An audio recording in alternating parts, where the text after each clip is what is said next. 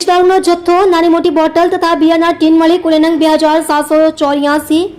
કુલે દારૂ લીટર 696.72, કિંમત ₹9,65,232 તથા ઇનોવા કાર મળી કુલ્લે 24,70,232ના મુદ્દામાલના ગુનામાં છેલ્લા 6 મહિનાથી નાસ્તા ફરતા આરોપીને પકડી પાડતી સુરત શહેર Sachin police inspector Shri PN Vaghela નાઓની સૂચનાના આધારે સર્વેલન્સ સ્ટાફના police sub inspector Shri ND Damor તથા સર્વેલન્સ સ્ટાફના માણસો સાથે પોલીસ સ્ટેશન વિસ્તારમાં પેટ્રોલિંગમાં હતા તે દરમિયાન